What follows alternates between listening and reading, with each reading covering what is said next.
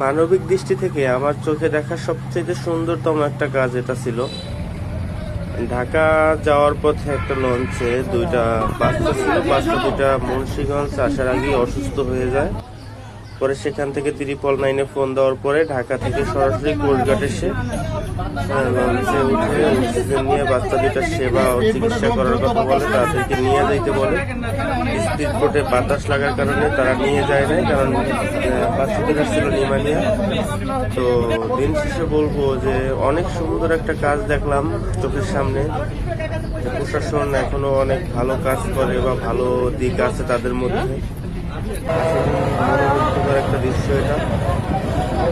পরে মুন্সিগঞ্জ থেকে তারা লঞ্চে এসে ডাক্তার নিয়ে এসে সেবা দিতে বাচ্চাদের একটু সুস্থ করে সদরঘাট নিয়ে নামাইয়া হসপিটাল পর্যন্ত পৌঁছে দিচ্ছে। দেখেন কত সুন্দর একটা দৃশ্য এটা, সচরাচর কোথাও দেখা যায় না। আমার চোখে প্রথম পড়লো এমন একটা দৃশ্য। সব মিলিয়ে ভালো লাগলো।